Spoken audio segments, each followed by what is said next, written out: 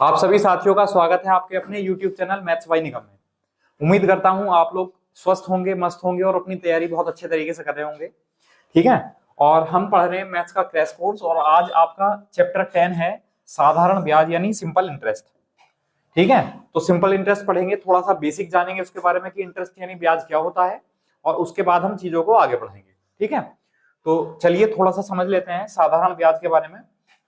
अब एक तो जो इसकी टर्म्स हैं वो क्या क्या हैं भाई। एसआई का जो फॉर्मूला होता है, एसआई का फॉर्मूला क्या होता है? SI is equal to P into R into T upon 100। ठीक है, जहां पर पी क्या है? प्रिंसिपल अमाउंट यानी मूलधन, आर है रेट, टी है टाइम और एसआई क्या है? सिंपल इंटरेस्ट यानी साधारण ब्याज। ठीक है, अब एक होता है अमाउंट, ए बराबर क्या होता है? पी प्लस एसआई या सीआई। मतलब ये होता है मिश्रधन बराबर मूलधन प्लस साधारण ब्याज या चक्रवृद्धि ब्याज, यानी मूलधन प्लस ब्याज होता है अमाउंट, मिश्रधन। ठीक है, तो कहीं हम अमाउंट निकालेंगे, कहीं सिंपल इंटरेस्ट निकालेंगे, कहीं पी निकालेंगे। तो जो बेसिक चीजें हैं, बेसिक चीजें क्या हैं? एक तो हमें पी निकालना आना चाहिए, एक हमें रेट निकालनी आनी चाहिए, एक हमें टाइम निकालना आना चाहिए, एक हमें एसआई निकालना आना चाहिए और एक हमें अमाउंट निकालना आना चाहिए। अगर ये आपको 5 चीज निकालनी आ गई तो समझ लो साधारण ब्याज जो है वो आपकी मुट्ठी में है। और पहले जो 5 क्वेश्चन हैं वो इन्हीं पर बेस हैं, बिल्कुल बेसिक वाले। ठीक है, चाहोगे तो मैं फॉर्मूले के साथ भी करा दूंगा और इस फॉर्मूले के बिना भी हम क्वेश्चन को लेकर चलेंगे। ठीक है, लैंग्वेज पढ़कर तो बहुत ही आसान, बहुत ही सरल तरीके से पढ़ा दूंगा साधारण ब्याज, कभी भूल नहीं पाओगे, है ना। फॉर्मूले कम से कम पढ़ाऊंगा। चलिए शुरू करते हैं। तो पहला क्वेश्चन है आज के लिए ये, 10,000 रुपए पर 8% वार्षिक दर से 5 वर्ष का साधारण ब्याज ज्ञात कीजिए। सिंपल क्वेश्चन है। ठीक है, क्या पूछा है? साधारण ब्याज। ठीक है, क्या पूछा है? Simple interest. तो सिंपल इंटरेस्ट निकालने के लिए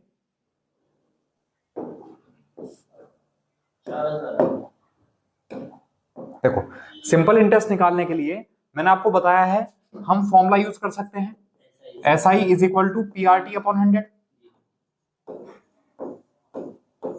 ठीक है, अब यहां पर पी क्या है? हमें पता है 10,000, 8%, रेट कितनी है? 8% और टाइम कितना है? 5% अपॉन 100। 2 जीरो से 2 जीरो कैंसिल कर लो, 8 पंजे 40, 40 गुणा 100 कितना आ जाएगा? 4,000। तो 4,000 रुपए क्या आ जाएगा? हमारा साधारण ब्याज आ जाएगा जो हमसे पूछा है, सिंपल इंटरेस्ट।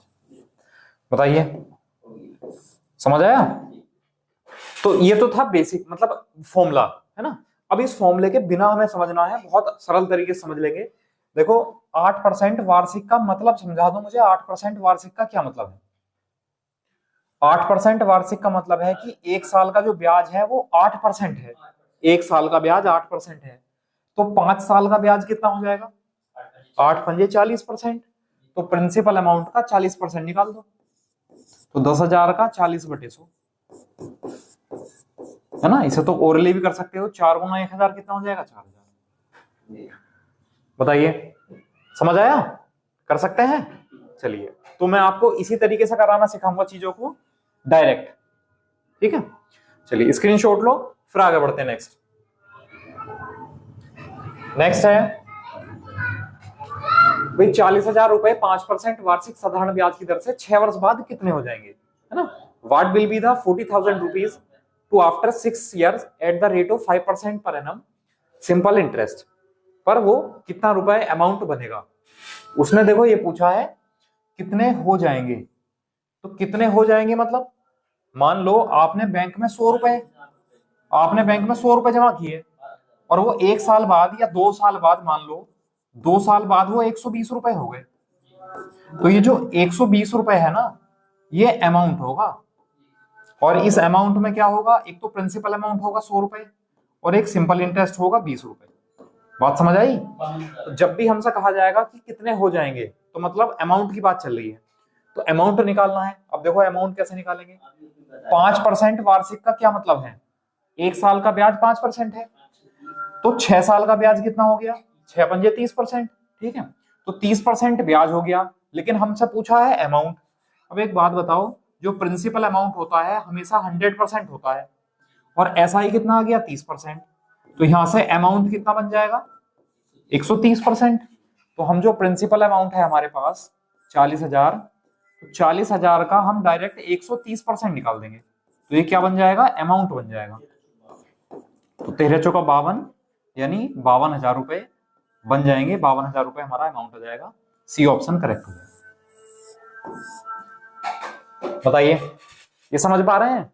वरना ऐसा ना करते तो हम पहले ऐसा ही निकालते PRT अपॉन 100 करके, फिर हम फॉर्मूला लगाते A बराबर P प्लस SI, जिसमें प्रिंसिपल अमाउंट हम 40,000 लिखते और साधारण ब्याज हमारा आ जाता 12,000। तो 40,000 प्लस 12,000 कितना हो जाता 52,000। बताइए समझ आया? चलिए स्क्रीनशॉट लो, फिर नेक्स्ट।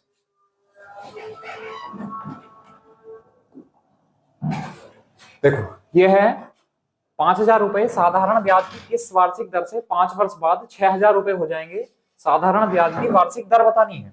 ठीक है। At what annual rate of simple interest will ₹5,000 amount to ₹6,000 in 5 years, find the rate of simple interest per annum. अब देखो हमें यहाँ क्या निकालनी है, रेट निकालनी है ना। अब मैं इसको अगर फॉर्मूले की तरफ लेके जाऊं तो हमें पता है कि 5,000 रुपए हैं और वो कितने रुपए हो गए हैं 6,000 रुपए हो गए हैं। तो 5,000 रुपए 6,000 रुपए हो गए हैं, तो हमें पता चल जाएगा साधारण ब्याज कितना है 1,000। साधारण ब्याज 1,000 है।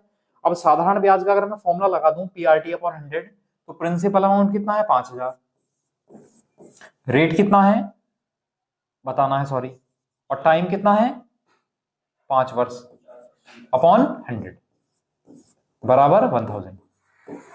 अब सॉल्व कर लो, जो चीजें कैंसिल हो रही 1 2 3 1 2 3 और 5 पंजे 25 से 4 बार कैंसिल हो गया।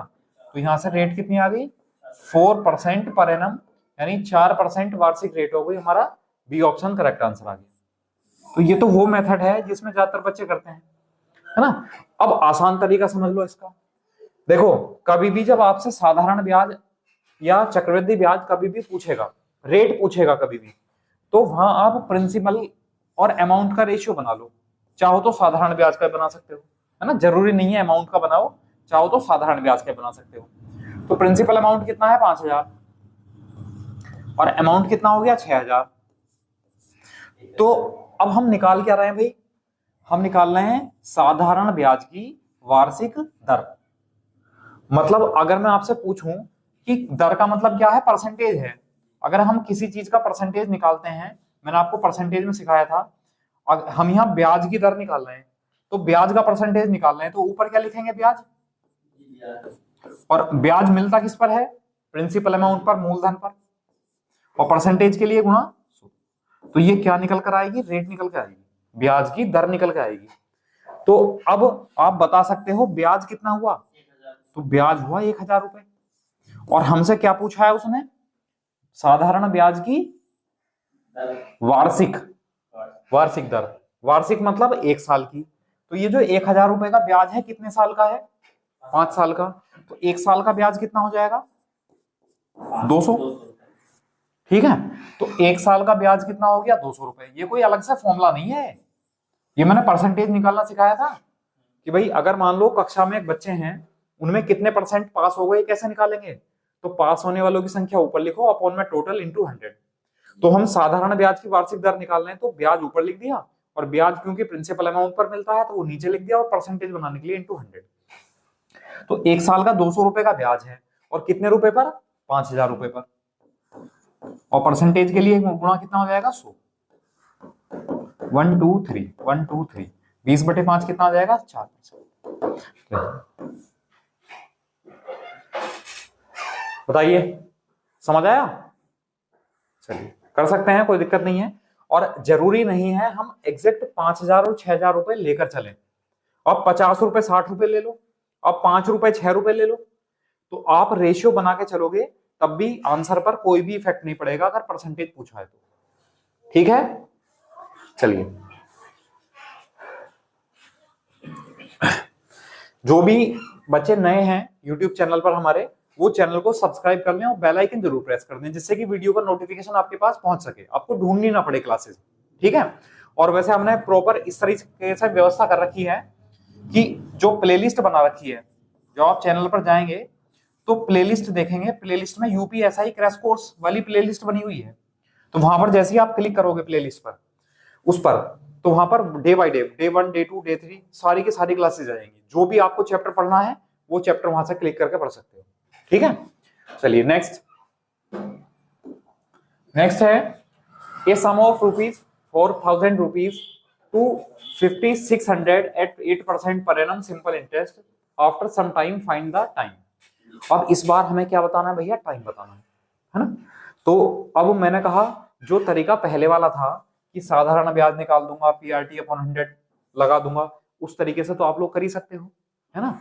अगर फिर भी किसी को दिक्कत आ रही है तो क्वेश्चन नंबर लिखेंगे कमेंट में 4 क्वेश्चन नंबर लिखेंगे और पूछ लेंगे सर इसको बेसिक्स है, जिस मेथड से भी आपको पूछना पूछ लेना। या फिर मैंने कॉन्टेक्ट नंबर दिया हुआ है आपको 7906526096, आप यहाँ पर कॉल कर सकते हो या व्हाट्सएप पर इसका मैसेज डाल सकते हो क्वेश्चन का, ठीक है, स्क्रीनशॉट लेकर। चलिए, मैंने कहा आप प्रिंसिपल का और अमाउंट का रेशियो बना लो। तो प्रिंसिपल कितना है 4000 और अमाउंट कितना बन जाएगा हमारा भैया 5600, ठीक है। मैंने कहा आप रेशियो भी ले सकते हो, कोई फर्क नहीं पड़ता। अगर मैं 8 से भाग कर दूं, 8 पंजे 40 और 8 सत्ते 56, 5 रुपए 7 रुपए हो गए, 2 रुपए का ब्याज है। तो अगर मैं ब्याज की दर निकाल दूं यहाँ, तो ब्याज है 2 रुपए का, कितने रुपए पर 5 रुपए पर, और परसेंटेज के लिए इंटू 100, तो 5 से 20 और 20 दूनी 40। तो जो ब्याज की दर आई वो कितनी आई 40% आई। लेकिन ब्याज की दर तो हमें पता है भाई, हमने क्यों निकाली ब्याज की दर, ब्याज की दर तो हमें पता है, कितनी पता है 8%। 8% वार्षिक, मतलब एक साल का ब्याज 8% है, तो 40% कितने साल का हुआ होगा, उस 8% से भाग कर दो, तो 8 पंजे 40, तो आंसर आ जाएगा 5 ईयर यानी 5 वर्ष। समय के लिए बताइए, समय के लिए तो बन जाता है, बिल्कुल बन जाएगा भाई। अगर मैंने कहा देखो एसआई का फॉर्मूला है SI is equal to PRT upon 100। अब इसे कहीं भी घुमा लो, अगर आपको टाइम चाहिए यहां से तो बाकी सब इधर ले जाओ, तो ये कितना हो जाएगा SI into 100 upon PR is equal to कितना हो जाएगा टी। तो कोई फायदा नहीं है फॉर्मूला याद करने से मेरे हिसाब से, ठीक है। इतने आप फॉर्मूला लगाओगे ना, इतने आंसर आ जाएगा आपका। इतने फॉर्मूला लिखोगे, केवल अप्लाई तो छोड़ो, लिखोगे इतने आपका आंसर आ जाएगा। तो तरीके वो सीखो जिससे ज्यादातर क्वेश्चन हो रहे हो थोड़ा आसान बन रहे हो, और कोई इसमें याद रखने वाली ट्रिक नहीं है भाई। लैंग्वेज पढ़कर बता रहा हूं मैं आपको, लैंग्वेज से बता रहा हूं कैसा होगा, ठीक है। तो हमने क्या करा, पहले हमने रेट निकाल दी सिंपल, तो रेट आई 40%, यानी ब्याज 40% आ गया। अब ब्याज की दर थी 8% वार्षिक, तो 8% वार्षिक का क्या मतलब है कि एक साल का ब्याज 8% है, तो 40% कितने साल का होगा, भाग कर दिया 8 से डिवाइड कर दिया, कितना आया 5 ईयर। बताइए समझ आया। चलिए स्क्रीनशॉट लो, फिर आगे बढ़ते हैं। नेक्स्ट है भाई, कोई धनराशि 3 से ही 1/4% वार्षिक दर से 12 वर्ष के लिए उधार दी गई, अवधि पूरी होने पर, अच्छा हाँ, अवधि पूरी होने पर कुल 7800 रुपए का साधारण ब्याज प्राप्त हुआ, तो मूलधन ज्ञात कीजिए। देखो मैंने आपको 5 क्वेश्चन कहा था, 5 के 5 क्वेश्चन क्रोनोलॉजी में है। एक में हमने क्या निकाला अमाउंट, एक में हमने क्या निकाला एसआई, एक में हमने क्या निकाली रेट, एक में हमने क्या निकाला टाइम, और इसमें क्या निकालना है प्रिंसिपल अमाउंट। हाँ बेसिक कंप्लीट हो जाएगा आपका यहाँ। उसने कहा कोई धनराशि इतने % वार्षिक दर से 12 वर्ष के लिए उधार दी गई और अवधि पूरी होने पर कुल इतने रुपए का साधारण ब्याज है। क्या है साधारण ब्याज। चलिए तो हमें क्या निकालना है, प्रिंसिपल अमाउंट निकालना है। अब मुझे आप लोग ये बता दो कि 3 से ही 1/4% को अगर मैं सॉल्व कर लूं तो कितना आएगा, 4 तिया 12 और 1 13, तो 13/4% जो ब्याज है वो 1 साल का है, वार्षिक मतलब 1 साल का, तो 12 साल का ब्याज कितना होगा इंटू 12, 4 तिया 12, 13 तिया 39। तो जो साधारण ब्याज हुआ वो कितना हुआ 39% हुआ। अच्छा साधारण ब्याज दिया हुआ कितना है 7800 रुपए, तो जो 78% है वो कितने रुपए के बराबर होगा 7800 रुपए के बराबर होगा। अब मैं 1% निकालूं 39 था ये भाई, और 39 दूनी 78, तो 1% जो आया वो 2000 रुपए के बराबर आया। जो प्रिंसिपल अमाउंट होता है वो हमेशा 100% होता है, तो 100% बनाने के लिए 100 से मल्टीप्लाई कर दूं, तो इधर भी 100 से मल्टीप्लाई कर दो, तो 200 गुना 100 कितना हो जाएगा 20,000। जो प्रिंसिपल अमाउंट है वो कितना हो जाएगा वहां पर 20,000 रुपए। ये हमारा आंसर है। बताइए समझ आया? या फिर अगर हम फॉर्मूले से कर रहे होते तो क्या करते हैं भाई, एसआई का फॉर्मूला लगाते हम, SI is equal to PRT upon 100। SI का मान कितना है 7800 बराबर पी, प्रिंसिपल अमाउंट नहीं पता, रेट कितनी है 13/4%, टाइम कितना है 12 वर्ष बटे 100, और यहां से हम फिर प्रिंसिपल अमाउंट निकाल लेते हैं। ठीक है, तो इस तरीके से करने से अच्छा है आप इस तरीके से करो, मेरे अनुसार तो आप इसी तरीके से कर सकते हो, ये बेहतर होगा। ठीक है, चलिए स्क्रीनशॉट लो फिर आगे बढ़ते हैं।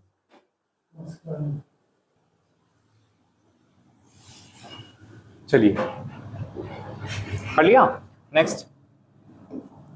अब देखो बेसिक तो हो गया आपका कंप्लीट।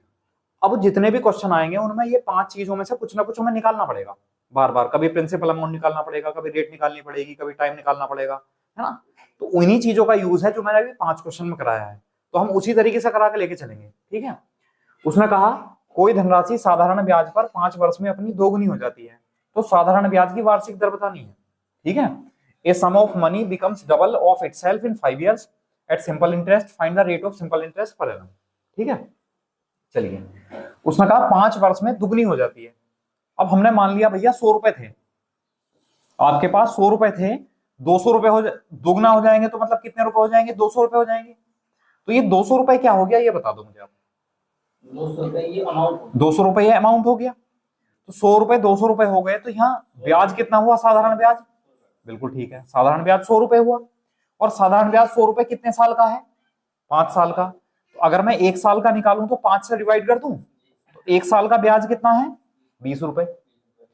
अब 100 रुपए पर 1 साल का जो ब्याज है वो 20 रुपए है, तो 100 रुपए पर अगर आपसे जो डेफिनेशन अगर बात करें हम साधारण रेट की दर की, अगर मैं डेफिनेशन की बात करूं तो 1 साल में 100 रुपए पर जितना ब्याज मिलता है वो उसकी दर होती है। तो 100 रुपए में 1 साल का जो ब्याज है वो 20 रुपए है, तो ब्याज की दर कितनी हो गई 20% पर एनम, यानी 20% वार्षिक। बताइए समझ आया? अच्छा, कुछ लोग क्या करते हैं, कुछ बच्चे जो है उन्होंने ट्रिक पढ़ रखी है, तो आप ट्रिक का यूज करेंगे।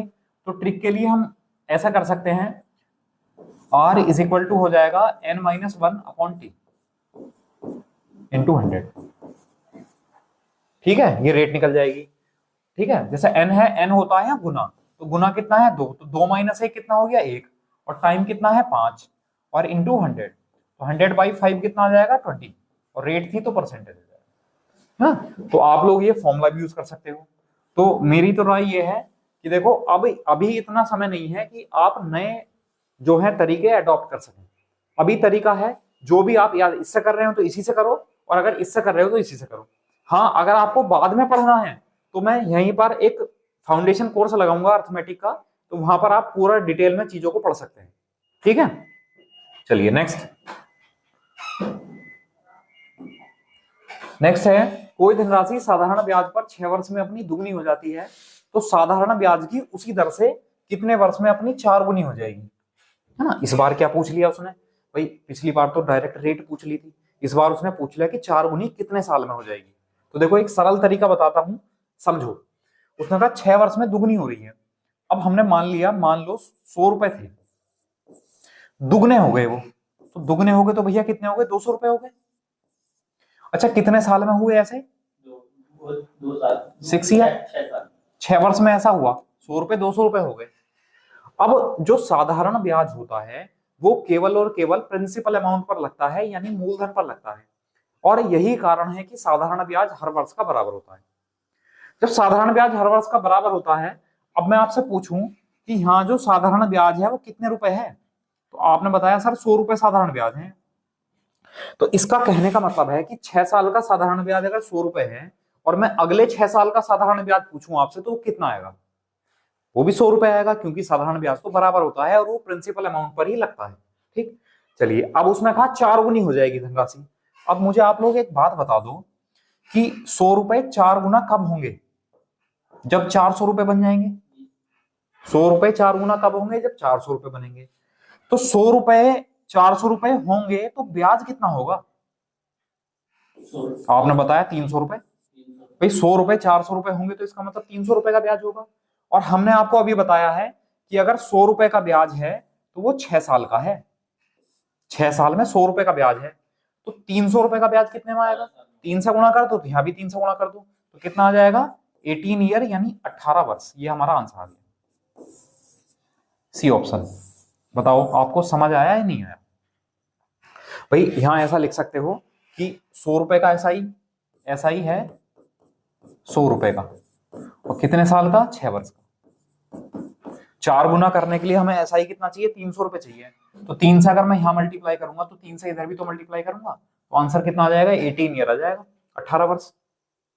बताइए समझ आया? चलिए अगर आपको दिक्कत है तो मैं इसका एक फॉर्मूला समझा देता हूं, आप उस फॉर्मूले को याद कर लो, उस फॉर्मूले के द्वारा कर सकते हो।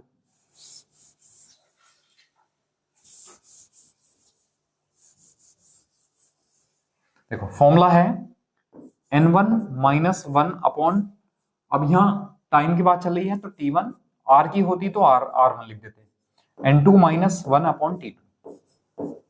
ठीक है, अगर यहां रेट निकालनी होती तो n1 माइनस 1 अपॉन r1 हो जाता बराबर n2 माइनस 1 अपॉन r2 हो जाता। तो आप इन फॉर्मूले की हेल्प से भी आप ये क्वेश्चन को सोल्व कर सकते हैं। लेकिन मेरी राय यह है कि आप बेसिक सीखो ज्यादा से ज्यादा, क्योंकि फॉर्मूले अगर हम याद करते हैं तो हमारे माइंड में प्रेशर रहता है कि भूल गए तो क्या होगा ना, वो सब चीजें। वैसे भूलने वाला तो ऑप्शन ही नहीं है, क्योंकि एक बात बताओ, जब वैकेंसी कितनी है आपकी? भाई 4500 वैकेंसी है आपकी, 4500 प्लस वैकेंसी है लगभग, और फॉर्म पड़े हैं कई लाख। अब 16 लाख फार्म पड़े हुए हैं। अब एक बात तो बताओ, एक सीट पे कितने बैठे हैं देखना, अगर भाग कर दे तो है 400 के लगभग बैठेंगे।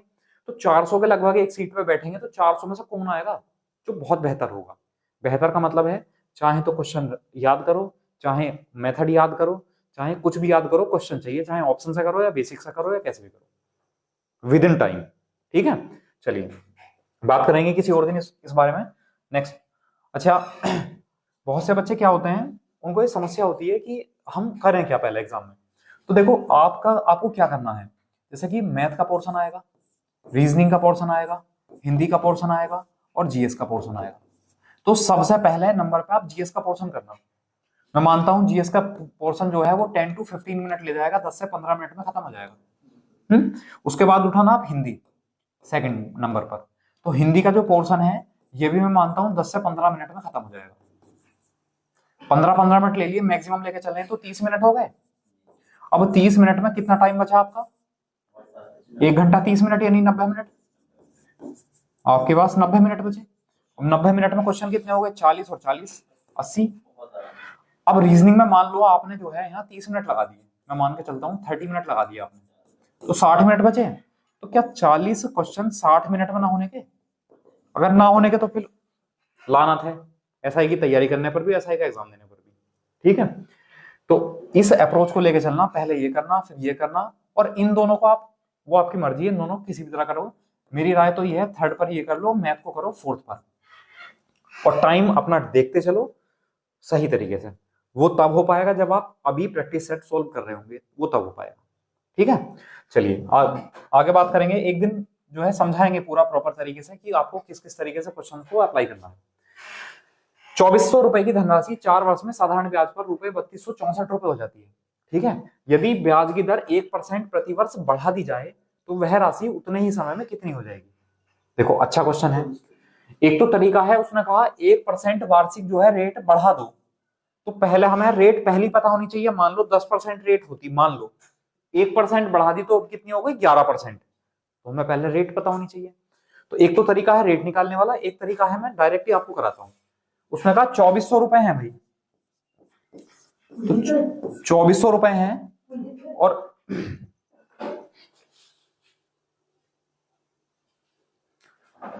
2400 रुपए थे प्रिंसिपल अमाउंट, और 4 साल में साधारण ब्याज पर वो 3264 रुपए हो गए।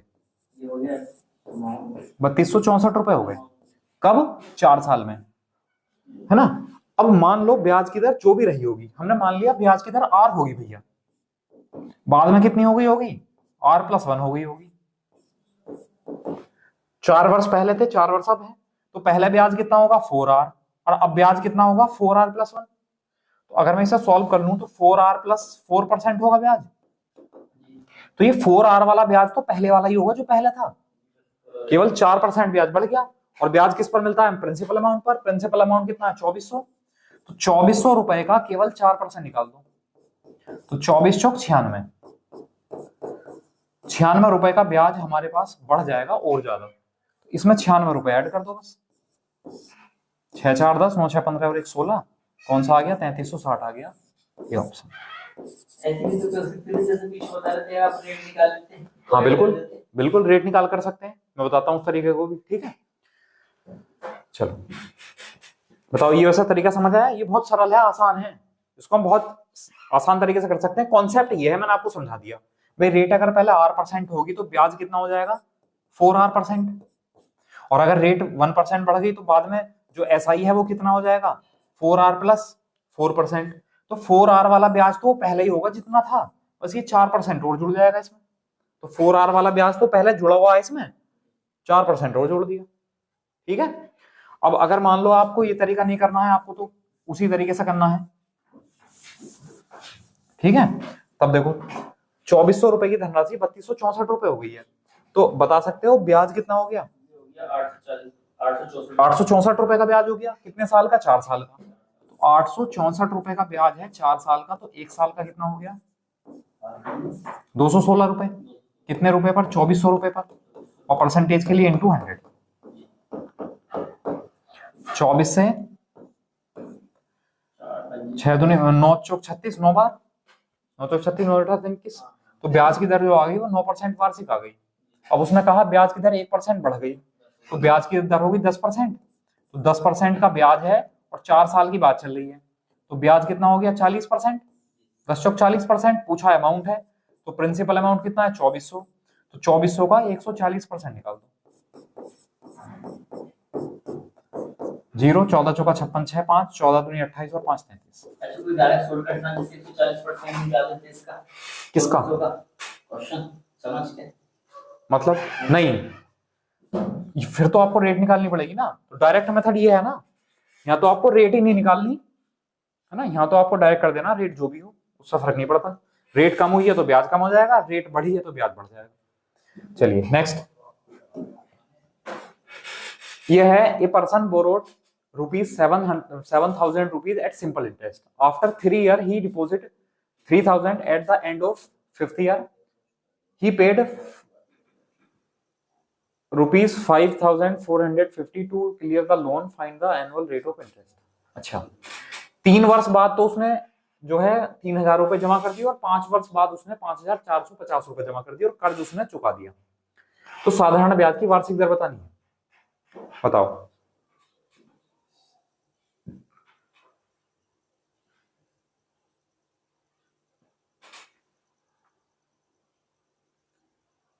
देखो भाई, उस व्यक्ति ने साधारण ब्याज पर 7,000 रुपए का कर्जा लिया था, 3 साल बाद उसने क्या किया 3,000 रुपए जमा कर दिए।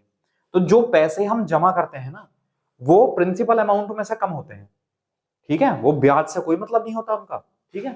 तो उसने कहा 7,000 रुपए थे और 3 वर्ष बाद उसने 3,000 रुपए जमा कर दिए। आप मुझे एक बात बताओ भाई, 7,000 रुपए होंगे, अगले साल भी 7,000 होंगे, अगले साल भी 7,000 होंगे, 3 साल पूरे हो गए, अब उसने 3,000 रुपए जमा कर दिए, तो अब मूलधन कितना रह गया 4,000, ठीक है। फिर अगले साल फिर 4,000 रह गया, और फिर उसने 5वें साल क्या कर दिया, पैसे जमा कर दिए 5,450, और हिसाब हो गया उसका पूरा। तो एक बात तो बताओ मुझे, रेट कितनी है, तो रेट हमें बतानी है। तो यहां पर जो प्रिंसिपल अमाउंट होगा वो 3 साल का कितना हो गया 7,000, 1 साल का, अगले साल का, फिर अगले साल का। तो मैं ऐसा ना कर दूं 21,000 रुपए कर दूं 1 साल का, 21,000 रुपए 1 साल,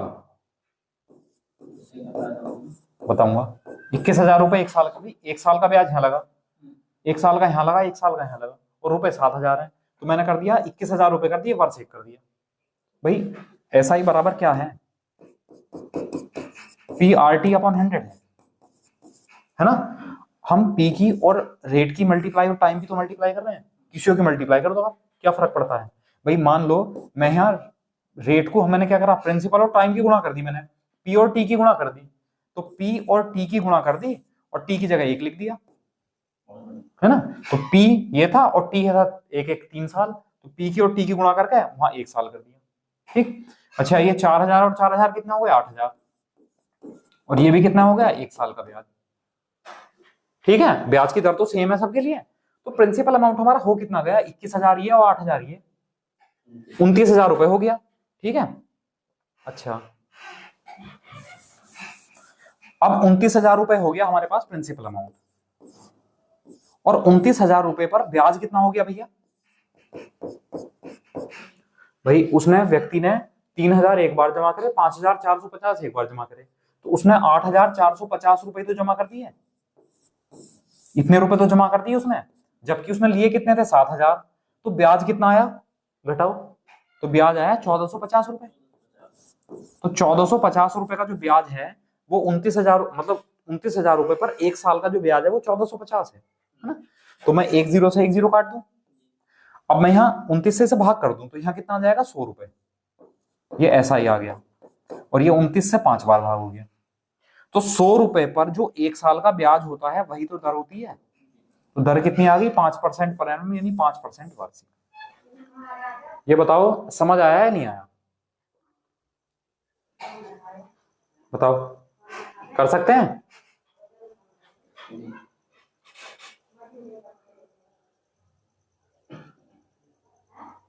मैंने ऐसे कहा 7,000 8,450 कर दिया, उसमें से उसका अमाउंट रेट को निकाल दिया मैंने, ब्याज 1,450 आ जाएगा, उसे जो है वो आ गया 29,000 रुपये। अब क्या करा, 29,000 रुपये कितने का, 1,450, चलो सही है, ऐसे वही तो कर रहे हैं। 29,000 रुपए आ गया, 1,450 ब्याज आ गया, भाई ब्याज मिल गया, टाइम मिल गया 1 साल, एस आई बराबर पी आर टी अपॉन 100 लगा सकते हो। हमने वो तरीका छोड़ दिया, बस हमने डायरेक्ट बता दिया कि 100 रुपए पर इतने रुपए का ब्याज, या आप ऐसा कर सकते हो कि इतने रुपए पर 1 साल का ब्याज कितना है, 1,450 रुपए, और कितने रुपए पर, 29,000 पर, और परसेंटेज के लिए गुणा 100, है ना। वही तो कर रहे हैं हम भी, 29 पंजे 145, ठीक है। वो हमने 100 में तोड़ दिया, बस 100 रुपए पर 1 साल का ब्याज दर होती है, ये समझ लो आप। चलो हो गया, नेक्स्ट। अगर किसी को समझ ना आए तो क्वेश्चन नंबर 9 लिखकर आप सेंड कर देना, मैं आपको प्रॉपर तरीके से समझा दूंगा। अगर आप चाहोगे कि सर और डीपली समझा दो, डीपली समझा दूंगा। उसने कहा किसी राशि पर 10 वर्ष का साधारण ब्याज 800 रुपए है, यदि मूलधन को 5 साल बाद दुगना कर दिया जाए 10 वर्ष का कुल ब्याज कितना होगा, ठीक है। ये ऑप्शन है, करो आप लोग।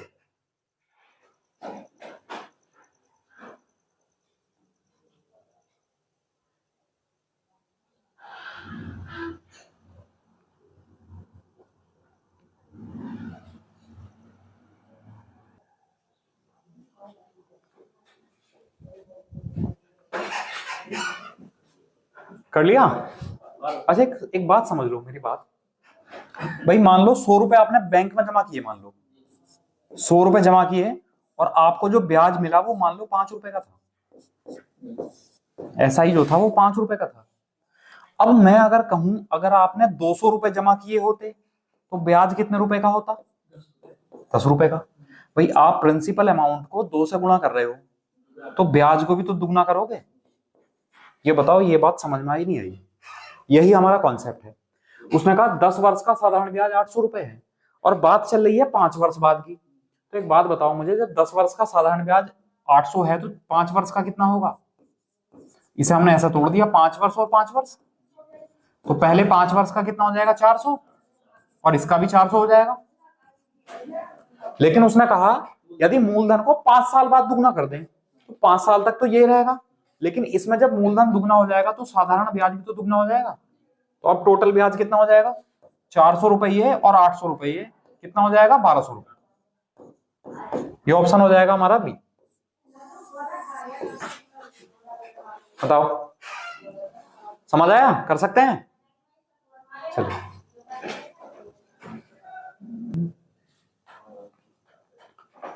तो समझ आया। चलिए नेक्स्ट है भाई एक व्यक्ति 6% प्रतिवर्ष साधारण ब्याज की दर से कुछ धन उधार लेता है तथा ब्याज की दर 1% प्रतिवर्ष बढ़ती है। यदि 5 वर्ष बाद वह 91,000 रुपए चुकाता है तो उसने कितना ऋण लिया था, कितना लोन लिया था, ये बताना है। बताओ।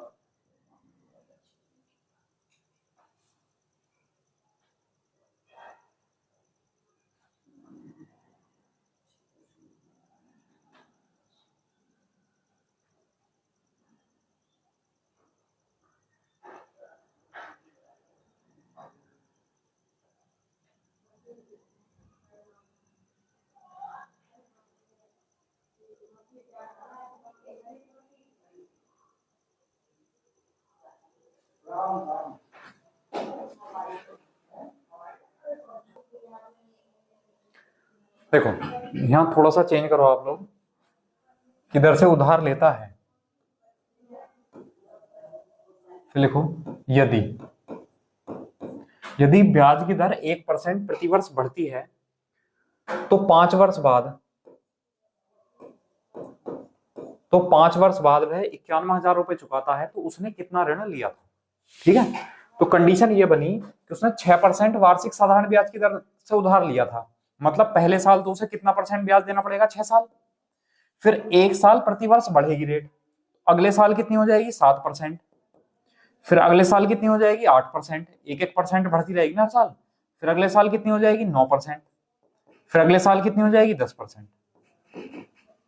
ठीक है, तो 1 2 3 4 5 साल हो गए, तो टोटल जो ब्याज हुआ, टोटल ब्याज कितना हुआ भाई 8 और 9 17, 17 7 24, 6 30 और 10 40, तो ब्याज हो गया 40%। लेकिन उसने चुकाए हैं 91,000 रुपए, तो उसने तो अमाउंट चुकाया होगा ना, तो जो अमाउंट हो जाएगा वो कितना हो जाएगा, 140%। तो जो 140% है वो कितने रुपए के बराबर है, वो 91,000 रुपए के बराबर है। 1 0 से 1 0 कैंसिल हुआ, 7 से भाग कर दें, 7 दूनी 14 और 7 से 13, तो 2% जो है वो 1300 के बराबर है, या 1% कितने के बराबर है, 6500 के, 650 रुपए के। और क्योंकि हमसे प्रिंसिपल अमाउंट पूछा, प्रिंसिपल अमाउंट 100% होता है, तो 100 से इंटू कर दो, तो 100% बराबर कितना हो जाएगा, हो जाएगा 65,000 रुपए, 65,000 रुपीज। ए ऑप्शन हमारा करेक्ट हो जाएगा। बताइए, समझ आया?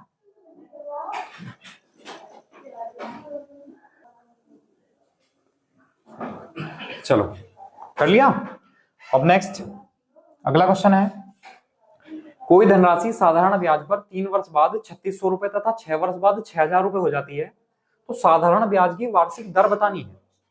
ठीक है, चलिए देखते हैं। उसने कहा 3 वर्ष बाद तो हो रही है वो 3,600 रुपए, 3 वर्ष बाद हो रही है वो 3,600 रुपए, और 6 वर्ष बाद हो रही है वो 6,000 रुपए, 6 वर्ष बाद। अब उसने कहा साधारण ब्याज की वार्षिक दर बतानी है। अब एक बात बताओ, साधारण ब्याज के लिए हमें मूलधन भी चाहिए और 1 साल का ब्याज भी चाहिए, तो पहले 2 चीजों पर फोकस करेंगे। अब 2 चीजों पर फोकस करने का मतलब है कि अगर मैं देखूं कि यहां पर जो ब्याज है वो कितना है, बताओ भाई, 2,400 रुपए का ब्याज है। अब 2,400 रुपए का ब्याज है वो कितने साल का है, 3 साल से 6 साल, यानी 3 वर्ष का ब्याज है, 3 साल का ब्याज है 2,400। तो अगर मैं भाग कर दूं तो मुझे पता चलेगा कि जो 1 ईयर का जो एसआई होगा वो कितना होगा, 800 रुपए होगा। 1 साल का साधारण ब्याज 800 रुपए है, और ये 3 साल में धनराशि 3,600 रुपए हुई है, तो कोई अमाउंट 3,600 रुपए हो जाएगा। तो उसमें क्या क्या होगा, अमाउंट में क्या होता है, प्रिंसिपल और एसआई। अगर मैं अमाउंट में से एसआई हटा दूं तो केवल प्रिंसिपल अमाउंट ही तो बचेगा। तो जो 3,600 रुपए था, 3,600 रुपए अमाउंट था, और इसमें 3 साल का ब्याज भी तो होगा। कोई धनराशि 3 साल में 3,600 रुपए हो रही है तो उसमें प्रिंसिपल अमाउंट होगा और 3 साल का साधारण ब्याज होगा। तो 1 साल का साधारण ब्याज 800 है, तो 3 साल का साधारण ब्याज कितना होगा, 8 या 2,400। तो इसमें से मैं 2,400 रुपए घटा दूं तो मुझे क्या मिलेगा, प्रिंसिपल अमाउंट मिलेगा, मूलधन मिलेगा। तो कितना आ जाएगा, 1,200 रुपए, 1,200 रुपए मूलधन होगा।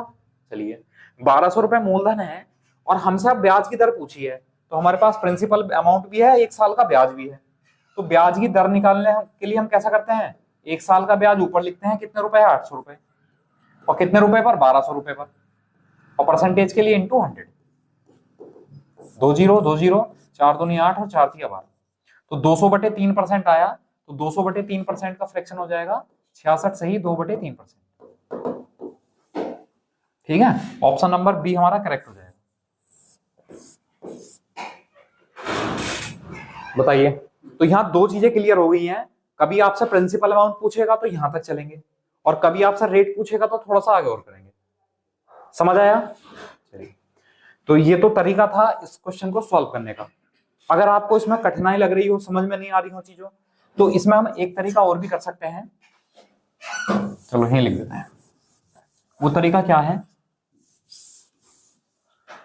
उसने कहा कोई धनराशि 3 वर्ष बाद 3600 रुपए हो रही है, तो जो 3600 रुपए है वो अमाउंट ही तो है, तो उसमें क्या क्या होगा, एक तो प्रिंसिपल अमाउंट होगा, और 3 साल में हो रही है तो 3 साल का साधारण ब्याज भी तो होगा।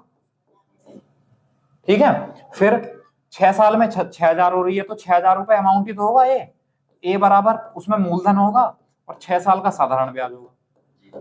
अब आपने जो है युगपत समीकरण पढ़ी होंगी, है ना, तो उसमें जो समीकरण होती है दो मतलब दो चर वाली, एक्स और वाई वाली, तो वहां से एक्स और वाई यानी पी और एस आई का मान निकाल सकते हैं। एक बार में अगर घटा दूं तो एस आई का मान निकलेगा, एक बार में अगर इसको 2 से मल्टीप्लाई करके घटा दूं तो वहां से जो है वो पी का मान आ जाएगा। तो जब प्रिंसिपल अमाउंट और एस आई दोनों हो जाएंगे तो फिर आप रेट निकाल सकते हैं। समझ आया?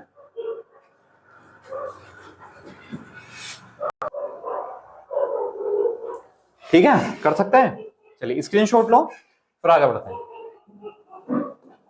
नेक्स्ट है भाई, कोई धनराशि साधारण ब्याज पर 2 वर्ष में 5500 रुपए हो जाती है और 3 वर्ष में 575 रुपए हो जाती है, तो उसी दर से 5 वर्ष बाद वो कितनी हो जाएगी?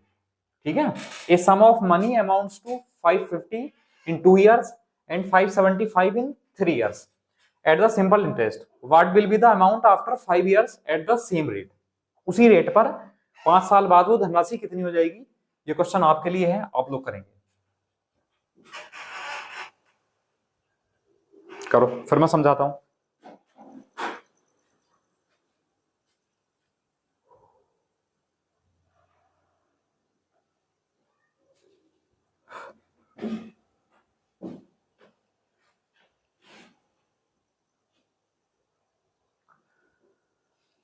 देखो, अगर आप रेट निकालने लग जाओगे ना तो बहुत समय खर्च हो जाएगा। तरीका, हमारी अप्रोच क्या होनी चाहिए, उसने कहा 2 वर्ष में धनराशि 550 हो रही है, 2 वर्ष में कितने रुपए हो रहे हैं, 550 रुपए, और 3 वर्ष में कितने हो रहे हैं, 3 वर्ष में हो रहे हैं भैया 575 रुपए। और हमसे क्या पूछा उसने कि 5 वर्ष में वो धनराशि कितनी हो जाएगी। तो मैंने आपको बताया है जो प्रिंसिपल अमाउंट है वो, सॉरी, जो साधारण ब्याज है सिंपल इंटरेस्ट, वो प्रिंसिपल अमाउंट पर लगता है मूलधन पर। जब मूलधन पर लगता है तो इसलिए वो हर साल का बराबर होता है। अब हर साल का बराबर होता है, हमें यहां से पता चला कि 1 साल का जो ब्याज होगा 1 ईयर का, वो कितने रुपए होगा। तो आपने बताया सर 1 साल का ब्याज तो 25 रुपए होगा। तो 575 होगी धनराशि को 25 रुपए जोड़ के। तो अब 3 साल से हमें चलना है 5 साल तक, तो 2 साल का साधारण ब्याज चाहिए 2 ईयर का, तो 2 साल का साधारण ब्याज कितना हो जाएगा, 50 रुपए। तो 50 रुपए और जोड़ दो इसमें, तो कितना हो जाएगा, 625 रुपए। ये आंसर आ जाएगा बस, ऑप्शन नंबर डी, कुछ नहीं करना। बताओ, आसान है नहीं है? तो हमारी अप्रोच क्लियर होनी चाहिए कि हमें करना क्या है। अगर आप इसको रेट निकालने लग जाओगे और प्रिंसिपल अमाउंट निकालने लग जाओगे तो इतना टाइम खर्च हो जाएगा कि अगले 2-3 क्वेश्चन का टाइम और खा जाएगा। है, दोबारा समझा देता हूं भाई, कोई धनराशि 2 वर्ष में 550 और 3 वर्ष में 575 रुपए हो गई, 1 साल का ब्याज कितना हुआ, 25 रुपए। तो हर साल का ब्याज 25 रुपए होगा, क्योंकि प्रिंसिपल अमाउंट पर जब लगता है तो साधारण ब्याज बराबर होता है। तो 3 वर्ष से 5 साल तक पहुंचना है, उसने ये तो पूछा था 5 वर्ष बाद कितने हो जाएंगे, तो 2 साल का ब्याज चाहिए हमें, और हमें पता है 1 साल का ब्याज जब 25 रुपए है तो 2 साल का 50 रुपए होगा, तो इसमें जोड़ दो अमाउंट में 2 साल का ब्याज, तो कितना हो जाएगा, 625, यानी डी ऑप्शन हमारा आंसर है। बताइए, समझ आया? चलिए नेक्स्ट, नेक्स्ट है भाई कि ये तो बीच में आ रहा है, ये अलग नहीं हो सकता क्या?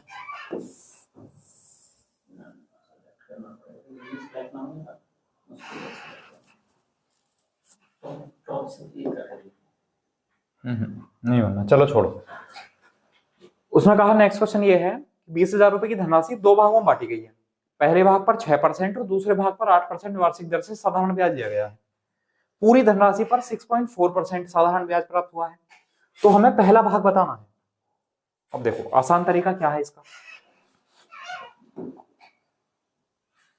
तो आसान तरीका यह है भाई, उसने कहा कि कुछ धनराशि इसमें से एक भाग तो दिया गया 6% पर और दूसरा भाग दिया गया 8% पर। अब पहले भाग को और दूसरे भाग को अगर मैं जोड़ दूं तो टोटल अमाउंट वही तो होगा जो हमने धनराशि 20,000 रुपए की होगी।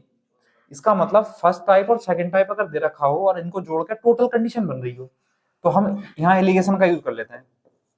टोटल पर ब्याज है 6.4%, लगा दो एलिगेशन। यहाँ कितना डिफरेंस है? 6.4 में से इसको माइनस करेंगे तो 0.4 का डिफरेंस है। अच्छा यहाँ पर कितना डिफरेंस है?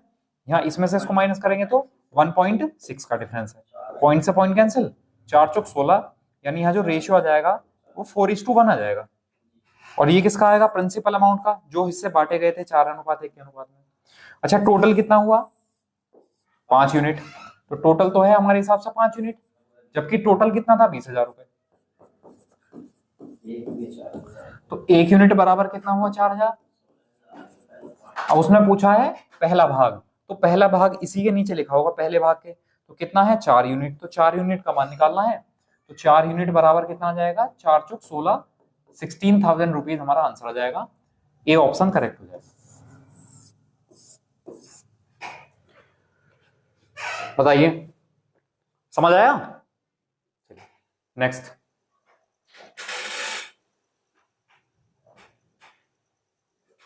आगे बढ़ते हैं। नेक्स्ट है भाई कि 15,000 रुपए की धनराशि का कुछ भाग 12% पर दिया गया और शेष 10% वार्षिक दर पर दिया गया। यदि 2 साल बाद कुल 3344 रुपए का साधारण ब्याज प्राप्त हुआ तो 10% पर उधार दी गई धनराशि बतानी है। देखो लगभग सवाल पहले जैसा है, बस चेंज क्या है? चेंज ये है कि वहां पर पिछले क्वेश्चन में टोटल का जो ब्याज है उसकी दर दे रखी थी और इसमें ब्याज दे रखा है। तो या तो टोटल के ब्याज की दर निकाल लो, एलिगेशन लगा दो, है ना। एक तरीका ये है, या एक तरीका और भी है, मैं अगर समझाऊं आप समझ लो। तरीका उसने कहा कि एक तो 12% की ब्याज दर पर दिया गया और एक 10% पर दिया गया।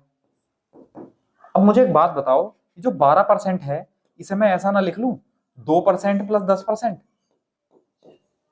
क्यों भाई? क्यों? क्योंकि 10% ये है और 10% ये है। तो ये पहला भाग था और ये दूसरा भाग था, तो दोनों भाग को अगर मैं मिलाऊं तो टोटल पर 10% का ब्याज तो आना ही है। अब टोटल अमाउंट कितना है? 15,000। तो 15,000 रुपए का 10% कितना आ गया? 1500। तो 1500 रुपए का ब्याज तो आना ही था, लेकिन ब्याज कितना आया? 3344 रुपए का आया। तो ब्याज कितना बचा?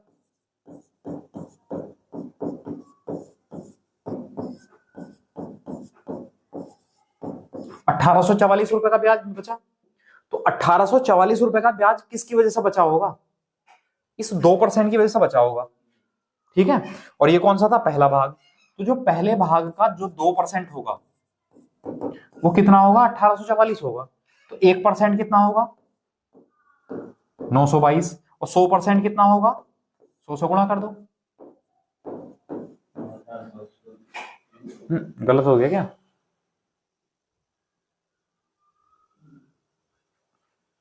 अच्छा हाँ, एक गलती हो गई भाई यहाँ थोड़ी सी। 2 वर्ष का ब्याज है कुल, ठीक है। जब ये 2 साल का ब्याज है तो मैं अगर 1 साल का पता करूं तो 2 से भाग कर दूंगा इसे।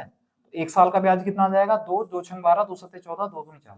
ये 1 साल का ब्याज हो जाएगा। तो 1 साल का ब्याज 1500 रुपए तो ये हो गया। या हम वहां ना करते तो यहाँ करते। यहाँ क्या करते? 1 साल का 1500 आएगा, 2 साल का 3000 आ जाता। या हम वहीं कर लेते हैं। तो 1672 रुपए 1 साल का ब्याज है टोटल अमाउंट पर, 1672, और 1500 हमारे पास आ गया है। तो कितने रुपए बचा? 172 रुपए का ब्याज बचा। ये 172 रुपए का ब्याज इस 2% की वजह से होगा। तो पहले भाग का जो 2% होगा वो 172 होगा, तो 1% कितना आ जाएगा, 2 अट्ठे 16, 2 छंग 12, 86, तो 100% कितना होगा, 8600 रुपए। तो पहला भाग तो आ गया 8600 रुपए। पहला भाग कौन सा था, 12% वाला, और पूछा 10% वाला। तो टोटल 15,000 में से 8600 माइनस कर दो, तो कितना हो जाएगा, 6 8 14 6400 रुपए। ये ऑप्शन है। बताओ समझ आया। चलिए, अगर इसमें दिक्कत आ रही हो आपको तो मैं आपको एलिगेशन से बताता हूं क्या तरीका है, वो समझो। इसका स्क्रीनशॉट लो एक बार आप, देखो। हाँ, देखो, उसने कहा एक भाग तो 12% पर दिया गया और दूसरा भाग दिया गया 10% पर। अच्छा, टोटल का जो 2 साल का ब्याज है वो 3344 है, तो 1 साल का ब्याज कितना हो गया, 1672। हम यहाँ टोटल की रेट निकाल रहे हैं, टोटल की ब्याज दर। तो टोटल का ब्याज 1 साल का ऊपर लिखेंगे, 1 साल का ब्याज कितना है, 1672 रुपए। और कितने रुपए पर, टोटल प्रिंसिपल अमाउंट तो 15,000 था ना, इंटू 100, तो यही तो था टोटल प्रिंसिपल अमाउंट। सॉल्व कर दो, 1 2 1 2, और अगर हम भाग करें 7 दोनों 6 और 1 7, तो 2 से भाग कर लो, चलो 75, 2 अट्ठे 16, 2 तिया 6, 2 छंग 12, 6 3 9, भाग नहीं होगा बाकी, और तो ये आ गया 836/75। तो 836/75 की जो रेट है उसको ऐसे लिखा रहने दो आप, ये टोटल की ब्याज दर है, ठीक है। अब टोटल का ब्याज है तो यहाँ एलिगेशन लगाएंगे, देखो अब एलिगेशन लगाएंगे तो 75 की गुणा अगर 12 से करूं मैं, तो 12 पंजे 60, 12 सत्ते 84, 84 और 6 90, तो 900 में से 836 घटा लो तो कितना बचा, 64, 64/75 तो ये आई इधर, सॉरी घटाने के बाद। अच्छा, अगर मैं एलसीएम ले लूं 10, तो 75 ले लूं, 75 है 750, तो माइनस करेंगे तो 50 ये और 36 ये, तो कितना हो जाएगा, 86,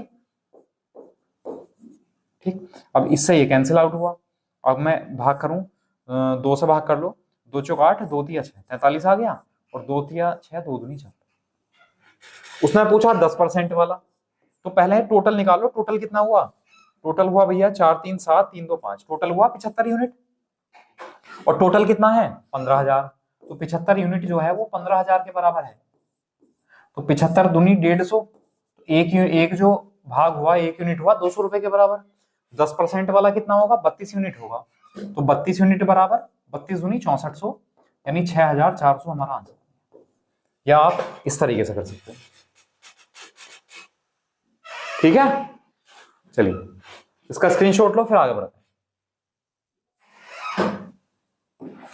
नेक्स्ट है भाई, 7500 रुपए को 2 भागों में इस प्रकार बांटा है कि पहले भाग पर 12% वार्षिक दर से साधारण ब्याज, दूसरे भाग पर 18% वार्षिक साधारण ब्याज के बराबर है।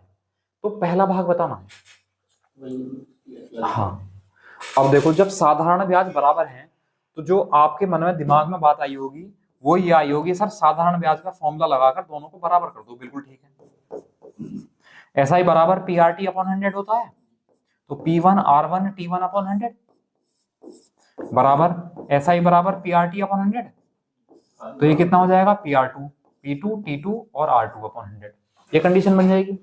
अब इसी से मैं समझाता हूं, देखो आपको 100 से तो 100 कैंसिल आउट हो जाएगा। और जब साधारण ब्याज बराबर है, हमें रेट दे रखी है और 7500 को 2 भागों में बांटा गया, मतलब प्रिंसिपल अमाउंट है अलग अलग और रेट भी अलग अलग है, लेकिन टाइम बराबर है। भाई टाइम बराबर है तो टाइम बराबर है, टाइम को भी छोड़ दो। अब मैं यहाँ अगर ले लूं P1 अपॉन P2 ले लूं, P1 अपॉन P2 ले लूं मैं, तो वहां पर क्या आ जाएगा, R2 अपॉन R1। ये बन गया हमारा कॉन्सेप्ट भैया, जिससे कि आप ये ना कहो कि आपने उल्टा पुल्टा कैसे कर दिया। कॉन्सेप्ट क्या बना, अगर यहाँ पर टाइम बराबर है, टाइम सेम है और साधारण ब्याज बराबर है, तो उस कंडीशन में जो मूलधन का अनुपात है वो रेट के अनुपात का उल्टा होगा, या कह सकते हैं रेट का जो अनुपात है वो मूलधन के अनुपात का उल्टा होगा। तो मैं रेट का अगर अनुपात निकाल दूं तो जो रेट है वो कितनी है, पहली तो 12% है और दूसरी 18% है, 6 3 18, 6 दूनी 12, तो रेट का जो अनुपात है वो 2 3 है, तो प्रिंसिपल का अमाउंट कितना होगा, 3 2। ये बताओ समझ में आई बात। R2 अपॉन R1 आएगा भाई, अगर हम इसको उल्टा कर दें, जो आपने लिख के लग दिया ना, दोनों R2 R2। अच्छा हाँ, ये R1 है, ठीक है, R1 इधर जाएगा तो R2 अपॉन R1 हो जाएगा। ठीक, तो उल्टा कर दिया हमने, तो प्रिंसिपल अमाउंट 3:2 के अनुपात में हो गया। टोटल कितना था 7500 रुपए, तो 3 और 2 5, तो 5 यूनिट बराबर 7500 रुपए और 1 यूनिट बराबर 1500 रुपए। क्या पूछा है, पहला भाग, तो पहला भाग कितना है 3 यूनिट, तो 3 यूनिट बराबर कितना आ गया 4500 रुपए, 4500। पहला भाग कहाँ है? डी ऑप्शन, पहला भाग तो यही है, दूसरा ये है, हाँ, तो पहला भाग 2 यूनिट है। पहला भाग 3 यूनिट है। पहली रेट कितनी है 12% है, पहली रेट 12%, वो चेंज कर दिया ना 4500 रुपए। बताइए समझ आया?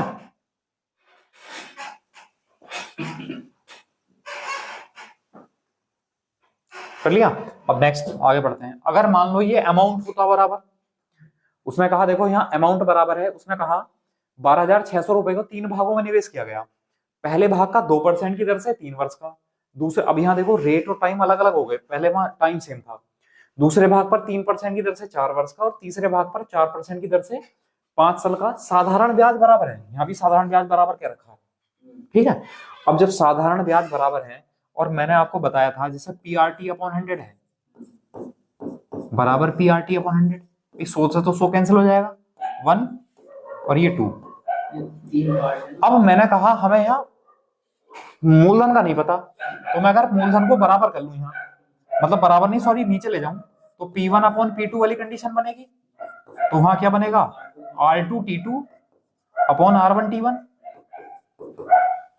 कहने का मतलब है कि यहाँ भी उल्टे हो गए, देखो ये वाली कंडीशन नीचे पहुंच गई, ऊपर पहुंच गई, उल्टे हो गए कंडीशन। और किस किस के रेट और टाइम की मल्टीप्लाई के। तो अगर मैं बात करूं आपसे भाई पहले भाग पर 2% की दर से 3 वर्ष का, तो 2% की दर से 3 वर्ष का कितना ब्याज हो गया 6, है ना। दूसरे भाग पर 3%, 3 चौक 12, और तीसरे भाग पर 4 पंजे 20, ये हो गया। और हम कह रहे हैं अगर हम इनका उल्टा कर दें, ये तो रेट ऑफ टाइम आया ना, रेट ऑफ टाइम आया, और इनका अगर उल्टा कर दें तभी तो प्रिंसिपल अमाउंट आएगा। उल्टा करने का मतलब है 1/6, वैसे इसे सॉल्व कर लेते पहले, 2 3 6, 2 6 12, 2 ढाई 20, और अब इसका उल्टा कर दो 1/3, 1/3, 1/6 और 1/10, तो एलसीएम कितना आया यहाँ पर 30, तो 30 से मल्टीप्लाई कर दूं, रेशियो में से कह गई इतनी चीजें,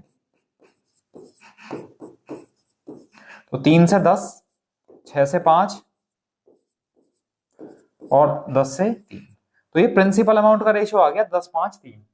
तो टोटल प्रिंसिपल अमाउंट कितना बना यहां से 18 यूनिट हुआ, 18 यूनिट, और टोटल प्रिंसिपल अमाउंट कितना है 12,600, 18 7 126, 1 यूनिट बराबर 700 रुपए का है। क्या पूछा है, अरे यहां तो जाने की जरूरत ही नहीं थी, उसने हमसे तीनों भाग का अनुपात पूछा है, तो तीनों भाग का अनुपात 10 5 3 आ गया, ये ऑप्शन आ गया बस। अगर कोई सा भाग पूछता तो हम आगे बढ़ते। तो ये बताओ, ये आपकी अप्रोच थी, ये कॉन्सेप्ट था, इससे ये चीजें समझ में आई नहीं आई। पहले क्वेश्चन में टाइम बराबर था तो छोड़ दिया था, R2 अपॉन R1 हो गया था, इसमें टाइम भी है तो रेट के साथ ही तो टाइम लिया जाएगा। तो पहले रेट और टाइम किया हमने, भाई रेट 2% है, टाइम 3 वर्ष, 2 3 6 आ गया, फिर 3 चौक 12 आ गया, फिर 4 पंजे 20 आ गया, और फिर उसको हमने सॉल्व करके थोड़ा सा पलट दिया। समझ में आई बात है? चलिए नेक्स्ट,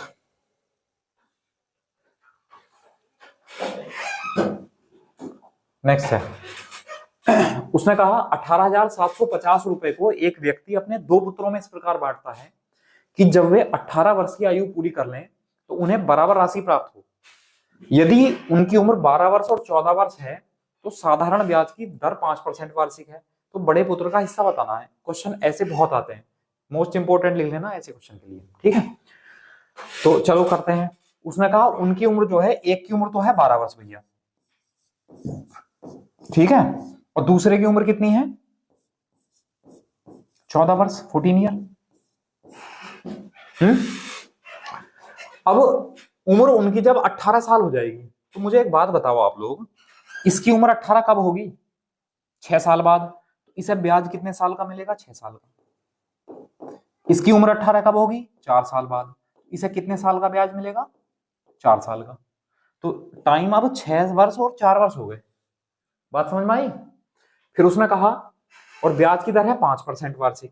तो चलो 5% वार्षिक इसके लिए हो गई और 5% वार्षिक इसके लिए हो गई। उसने कहा उन्हें बराबर राशि प्राप्त हो। बराबर राशि का क्या मतलब है भाई? अगर वो बराबर ब्याज बोलता तो हम यहाँ रेट और टाइम की मल्टीप्लाई कर लेते, लेकिन जो यहाँ उसने कहा बराबर राशि प्राप्त हो, बराबर राशि का मतलब है अमाउंट बराबर हो, मिश्रधन। ए बराबर क्या होता है? P plus S I.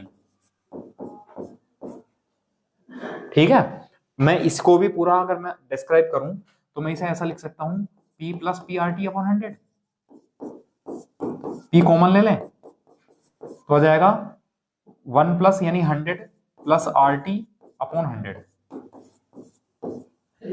ठीक है, देखो मैं बता रहा हूँ वो क्यों नहीं कर सकते। P1 into R1 into T1 और R2 इंटू T2 का उल्टा कर रहे होंगे ना, वो इसलिए नहीं कर सकते क्योंकि यहाँ बराबर मिश्रधन है, इस बार बराबर राशि। अगर यहाँ बोलता ना बराबर ब्याज तो हम ऐसे कर लेते, 6 पंजे 30, 4 पंजे 20, फिर उल्टा कर दो, आ गया,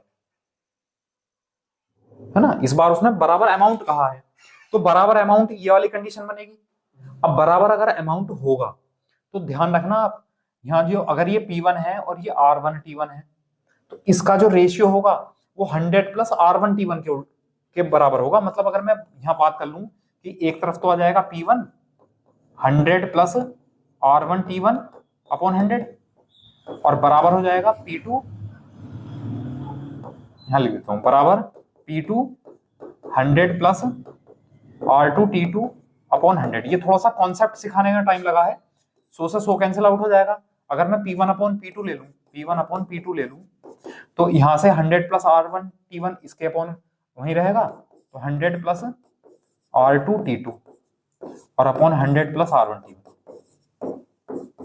ये कॉन्सेप्ट है भैया, एक लाइन में समझा दूंगा, इसे रटने की कोई जरूरत नहीं है। क्या कहा मैंने कहा कि 6 साल का 5 साल 5% वार्षिकी तो है, तो 1 साल का ब्याज कितना हुआ? 5%, तो 6 साल का कितना हुआ? 30%। तो 30% ब्याज है तो अमाउंट कितना हो जाएगा? 130%। ठीक, अच्छा यहाँ अमाउंट कितना हो जाएगा? 120। और हमें चाहिए क्या? Principal amount. हमने यही तो निकाला, 100 प्लस आर टी निकाला हमने, 120 और 130। तो मैंने कहा अगर मैं प्रिंसिपल कर दूं तो उल्टा हो जाएगा, 12 से 13 हो जाएगा। ठीक, और प्रिंसिपल अमाउंट टोटल कितना हुआ? 25 यूनिट। तो इसकी तो जरूरत नहीं है, तो समझाने के लिए कर रहा था मैंने कि, वरना मैं ऐसे लिख देता ना तो आप कहते सर आपने तो ये तो रटने वाली चीज हो गई, हम कब तक रटते रहेंगे। तो मैंने समझा दिया कहां से आया। तो 12 प्लस 13 कितना हुआ? 25 यूनिट। तो 25 यूनिट बराबर कितने के है? 18,750 रुपए। तो 1 यूनिट निकाल दो भैया, 25 सत्ते 175, कितना हुआ? 12। 125 हुआ, 25 पंजे 125, यानी 1 यूनिट जो है वो 750 रुपए के बराबर है। पूछा बड़े पुत्र का हिस्सा, बड़ा पुत्र कौन सा है? 14 साल वाला। तो बड़े पुत्र का हिस्सा कितना है? 13 यूनिट। तो 13 यूनिट बराबर 13 पंजे 65, 5 6 और 13 सत्ते 91 और 6 57। तो 9,750 रुपए जो है वो बड़े पुत्र का हिस्सा आ जाएगा। बताओ समझ आया नहीं आया?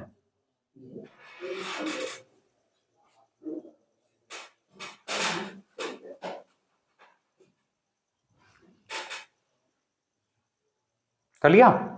चलिए नेक्स्ट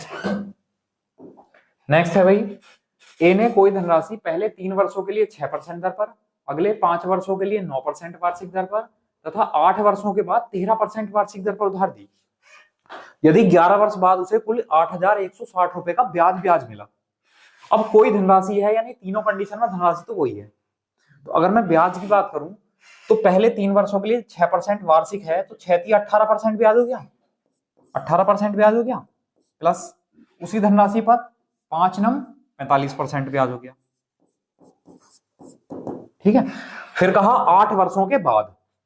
अब एक बात बताओ, 8 वर्षों में 3 वर्ष तो ये हो गए, 5 वर्ष ये हो गए, 8 वर्ष हो गए। तो 8 वर्षों के बाद जो रेट आएगी वो 13% वार्षिक है।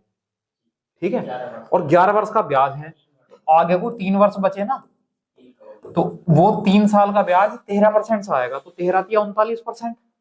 प्लस 39%। तो ये ब्याज ब्याज हुआ, जोड़ दो, 9 5 14, 9 8 17, 5 22 का 2 हाथ से लगे तो 2 3 5 4 9 1 10। तो टोटल जो ब्याज हुआ वो 102% हुआ, जबकि टोटल ब्याज कितना है 8,160 रुपए। ये बताओ समझ में आई बात? अब मैं 102 का पढ़ा अगर 8 बार पढ़ दूं तो 1 यूनिट यानी 1% जो है 80 रुपए के बराबर है। क्या पूछा है? उधार दी गई धनराशि। तो 100% धनराशि तो उधार दी गई होगी, तो 80 गुणा 100 कितना हो जाएगा? 8,000। तो प्रिंसिपल अमाउंट कितना आ गया? सी ऑप्शन यानी 8,000। बताइए समझ आया? चलिए, ये मैं आपको इस तरीके से लेकर चल रहा हूं। किसी को अगर किसी ने मैथ ना भी पढ़ा होगा ना, वो क्रैश कोर्स ले लेगा, तब भी मैं मानता हूं कि वो जो अपना पोर्शन है वो क्लियर तो 100% कर देगा। भाई 14 क्वेश्चन आपको सही चाहिए, 40 में से जो कट ऑफ है वो 14 क्वेश्चन तो सही होने चाहिए। तो मैं मानता हूं पक्का 15 क्वेश्चन तो आपके 15 नंबर तो यहीं से हो जाएंगे, अगर केवल आपने ये क्लासेस पढ़ ली क्रैश कोर्स वाली।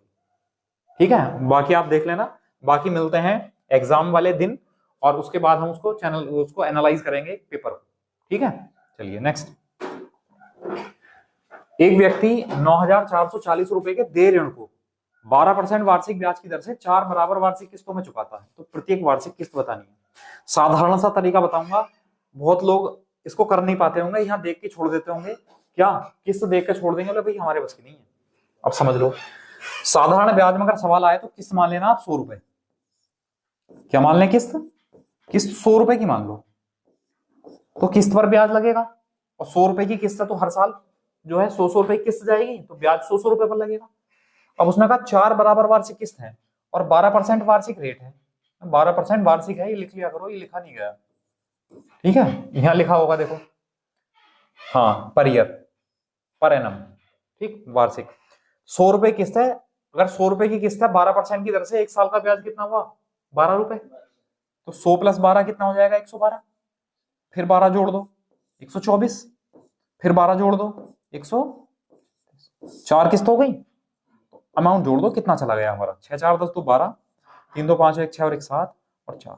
तो अमाउंट चला गया हमारा 472 यूनिट। अच्छा, उसने देने कितने थे? 9,440 रुपए, और चले गए हमारे 472 यूनिट। तो बराबर कर देंगे 9,440। अब भाग करें अगर हम, 4 दूनी 8, जो एक यूनिट है वो 20 रुपए के बराबर है। पूछिए इंस्टॉलमेंट कितनी थी? 100 रुपए की। तो 100 यूनिट बराबर कितना आ जाएगा? 20 गुणा 100 यानी 2,000। तो अगर वो व्यक्ति 2,000 रुपए की 4 इंस्टॉलमेंट चुकाएगा, उसका जो पेबल अमाउंट है 9,440 वो चुकता हो जाएगा। बताइए समझ आया? चलिए कर लेंगे फिर इस टाइप से।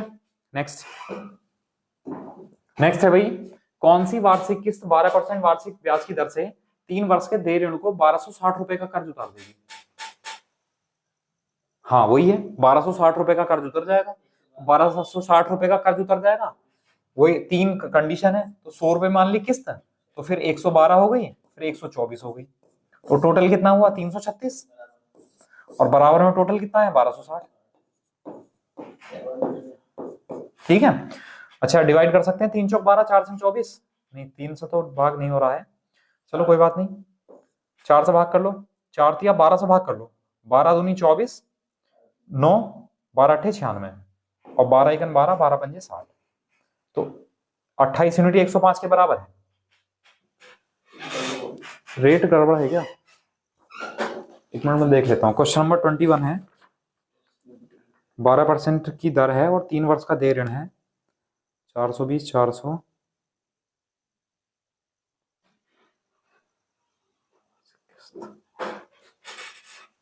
हम्म 1260 रुपए का कर देना। अच्छा, हाँ भाई हमने गलती कर दी। 1260 रुपए का कर्ज है वो, मतलब उसने लोन लिया है 1260 रुपए। अब लोन लिया है तो 12% की दर से जो है ब्याज भी तो लगेगा, 12% तक 3 साल का ब्याज भी तो लगेगा इस पर। तो 1260 रुपए है और 3 साल का ब्याज हो जाएगा 12 36, तो 136% अमाउंट बनेगा। तो अब इसको कंपेयर करेंगे 336 से। ठीक है, तो अब हम देखेंगे यहाँ 28 यूनिट बराबर 105 आ गया। 4 तिया 12, 4 चौक 16, 4 सत्ते 28, 7 से 15। और अगर हम भाग कर लें थोड़ा सा, तो जो 1 यूनिट है वो कितना आ जाएगा? 15 चौका 60, 6 15 तिया 45 और 6 51, 510 रुपए आ जाएगा।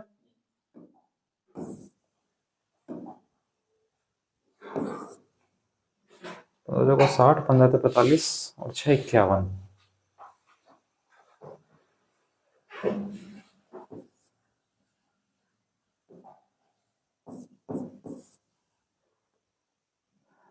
और 100 यूनिट की, क्योंकि इंस्टॉलमेंट तो 100 यूनिट थी ना, अगर हम 100 यूनिट का मान निकाल दो तो कितना आ जाएगा?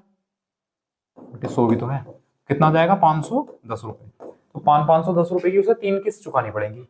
ऑप्शन नहीं है, चलो इसे बना लो, एक ऑप्शन ई बना लो 510। देखो एक चीज समझ लो कि ये जो ना what annual instalment will discharge a डेप्ट, ये डेप्ट नहीं है, ये लोन है, लोन है। अब लोन में और डेप्ट में क्या अंतर होता है भाई? तो लोन हम लेते हैं, जैसे हमने 100 रुपए किसी से उधार लिए तो वो हो गया लोन। अब 100 रुपए आप जो है 2 साल बाद कोई रेट होगी ब्याज की दर, 2 साल बाद जितने रुपए चुकाओगे तो वो हो जाएगा वो चुकता जो अमाउंट बना टोटल। मतलब जैसे हम बात करें कि जो लोन है, लोन पर अगर हम ब्याज भी जोड़ दें, लोन पर अगर ब्याज भी जोड़ दें तो ये बनेगा डेप्ट यानी कर्ज। और लोन वाला जो अमाउंट है उसमें ब्याज जोड़ दें तब वो डेप्ट बनेगा। तो हमने यहां ऐसा करा तो ये 1260 रुपए का कर्ज उतार देगा। तो 1260 रुपए का कर्जा है, लोन है आपके पास। ये गलत हो रहा भाई, लैंग्वेज में गलती हो रही है इसमें।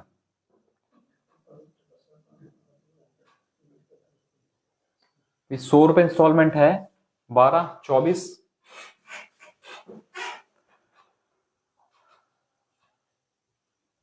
चलो इसको, ये लोन ही है यहाँ पर, 1260 रुपए का लोन उतार देगा। तो आप ये समझ लो कि लोन में अगर ब्याज जोड़ देंगे तो कर्जा बन जाता है। अब लोन था 1260 रुपए का, अब हमने कहा 12% 1 साल का ब्याज है, 3 साल का ब्याज भी तो जुड़ेगा, तो 12 तिया 36, 36% का ब्याज है तो 136% हो जाएगा। तो ये जो है अब टोटल जो है अमाउंट बनेगा जो जो पेएबल होगा, जो दे होगा 3 साल के बाद। और हमारे हिसाब से बना है 336 यूनिट, तो यहाँ से 1 यूनिट का मान आ गया 510/100। और क्योंकि इंस्टॉलमेंट निकालनी है वो 100 यूनिट है, तो 100 यूनिट बराबर कितना आ जाएगा? 510। ये हमारी इंस्टॉलमेंट आ जाएगी। ठीक है, चलिए नेक्स्ट। नेक्स्ट है, कोई वस्तु 1500 रुपए में खरीदी जा सकती है परंतु वही 350 रुपए नगद और अगले 3 माह तक, 3 मंथ तक 400 रुपए की 3 समान किस्तों में खरीदी जा सकती है। तो हमें दर बतानी है, वो रेट क्या होगी। चलिए देखते हैं भाई। 1500 रुपए की वस्तु थी, तो 1500 रुपए की वस्तु थी, 350 रुपए तो दे दिए हमने नगद, तो कितने रुपए बचे? 1150 रुपए देने हैं अब हमें टोटल। और उसने 400 रुपए की 3 किस्त चुका दी, तो उसने चुका कितने दिए? 1200 रुपए। 50 रुपए एक्स्ट्रा, तो 50 रुपए क्या होगा? ब्याज ही तो होगा ये 50 रुपए क्या होगा? ब्याज होगा, ऐसा ही। ठीक है, अब एक बात बताओ भाई, उसके पास 1150 रुपए होंगे पहले, उस पर 1 महीने तक ब्याज लगा होगा। अब उसने इसमें से क्या करा? 400 रुपए चुकते कर दिए।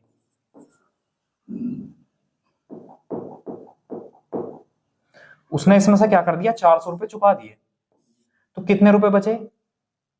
750।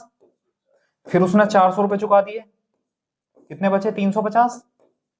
फिर उसने 400 रुपए चुका दिए, तो अब हिसाब पूरा हो गया, हिसाब पूरा हो गया। तो एक बात बताओ, एक तो ब्याज लगा 1 महीने का 1150 पर, एक ब्याज लगा 750 पर, और एक पर ब्याज लगा 350 रुपए पर। तो 1 महीने का ब्याज, 1 महीने का ब्याज और 1 महीने का ब्याज। अगर मैं जोड़ दूं इन्हें भाई, 1150 को और 750 को और 350 को जोड़ दो, 0 5 तिया 15, 3 और 1 4, 7 11 और 1 12, तो 2250 रुपए पर 1 महीने का ब्याज हो गया। अब ये कितने रुपए? 50 रुपए। तो SI बराबर PRT अपॉन 100, तो 2250 रुपए का ब्याज है। ठीक है, रेट R% है। ठीक है, और टाइम कितना है 1 मंथ, तो 1/12 वर्ष हो जाएगा, इस चीज का ध्यान रखना है। और बटे 100 बराबर कितना हो जाएगा 50 रुपए। ऐसा ही तो 50 रुपए है ना। अब मैं सॉल्व कर लूं, 0 से 0 कैंसिल, और 25 से 2 बार, और 25 नमा 225, 3 तिया 9 और 3 चौक 12, तो ये हो जाएगा 3R/40 इज इक्वल टू 2। तो R इज इक्वल टू कितना हो जाएगा 80/3, तो 80/3 कितना हो जाएगा 26 सही 6/3%। ये ऑप्शन हो जाएगा 26 सही 3/3 6 18,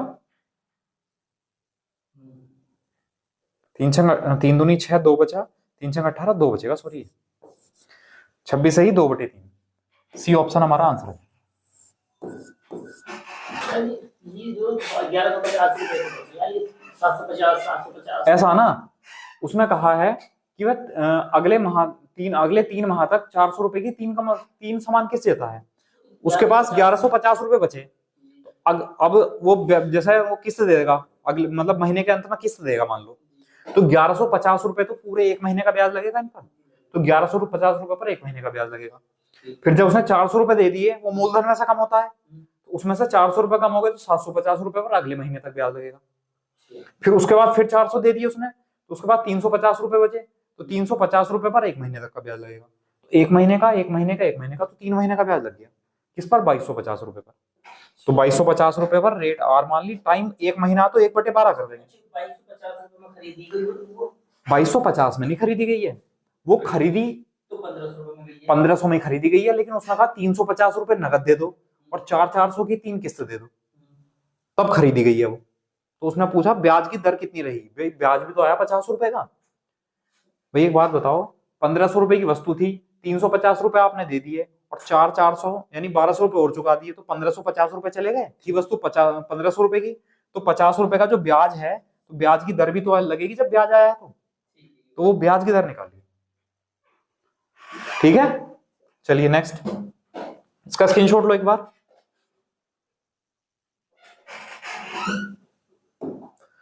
नेक्स्ट है, ए ने 5% वार्षिक दर पर 6450 रुपए उधार लिए, जिन्हें वह 4 बराबर वार्षिक किस्तों में चुकाता है। उसके द्वारा देय वार्षिक किस्त बतानी है। ठीक है, अब देखो ये कंडीशन भी डेप्ट वाली कंडीशन नहीं है। डेप्ट वाली का मतलब है उसने उधार लिए थे, उसने क्या किया था, लोन लिया था, बोरोड उधार लिए थे, और 4 बराबर वार्षिक किस्तों में चुकाए, तो देय वार्षिक किस्त बतानी है। ठीक है, तो हम पहले ऐसा करेंगे, तो 6450 रुपए है ना, उस पर 5% वार्षिक दर से 4 साल का 4 बराबर वार्षिक किस्त, यानी 4 साल हो गए, 4 साल का ब्याज कितना हो गया 20%, तो अमाउंट कितना बना 120%। तो ये लोन चुकाना है हमें, ये लोन बना, ये डेप्ट हो गया, ऋण हो गया, जो पेएबल होगा, जो देना है टोटल। अब 4 बराबर किस्त है, तो पहली किस्त हमने मान ली 100, 5% है तो 105, फिर 110, फिर 115, 15 10 25 5 30, 430 रुपए का टोटल हमारे पास अमाउंट बनना चाहिए वो। तो जो 430 यूनिट है वो कितने के बराबर होना चाहिए, इतने के बराबर होना चाहिए। अब सॉल्व कर लें थोड़ा सा, 2 0 से 2 0 कैंसिल। अच्छा अगर मैं 4 या 43 से भाग करूं, तो 5 43 43 43 3 1 बचा और 2 बचा, 215 हुआ, और 5 तिया 15, 5 चौक 20 और 1 21। ठीक है, ये 15 बार भाग हो गया, और तो ये आया 15 12 180, तो 10 यूनिट जो है वो 180 के बराबर है, तो यानी 1 यूनिट 18 रुपए के बराबर है। उसने पूछा है प्रत्येक इंस्टॉलमेंट, इंस्टॉलमेंट तो 100 रुपए की थी ना, तो 100 यूनिट बराबर कितना है भैया 1800, तो वो 1800 रुपए की इंस्टॉलमेंट होगी। ये बात समझ में आई। अगर वो यहां ये कहता ना कि 6450 रुपए दे हैं, अगर 6450 रुपए दे होते तो फिर हम 430 यूनिट बराबर रखते 6450, लेकिन क्योंकि उसने उधार लिए थे तो ब्याज तो लगेगा ही उन पर, तो ब्याज लग के वो टोटल पेएबल इतना बनेगा, यानी 6450 रुपए पर ब्याज भी अगर जोड़ दे तो तभी तो इतने रुपए चुकाने पड़ेंगे हमें, वो है। चलिए नेक्स्ट है भाई, एक निश्चित साधारण ब्याज की दर से एक समयावधि में मूलधन व मिश्रधन का अनुपात 2:3 है, और 3 वर्ष बाद अनुपात बदलकर 4:9 हो जाता है। तो साधारण ब्याज की वार्षिक दर बतानी है।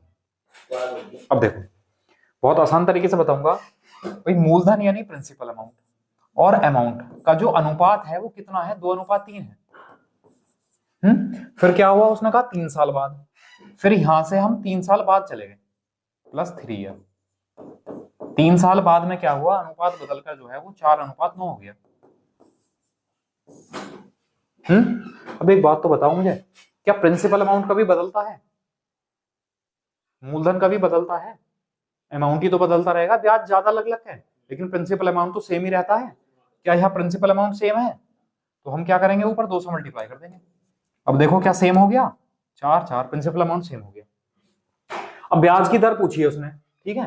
तो एक बात बताओ, ये 6 रुपए हैं और ये 9 रुपए हैं, तो ब्याज कितना हुआ, 3 रुपए का। कितने साल का, 3 साल का ब्याज 3 रुपए है, तो 1 साल का ब्याज कितना हुआ, 1 रुपया।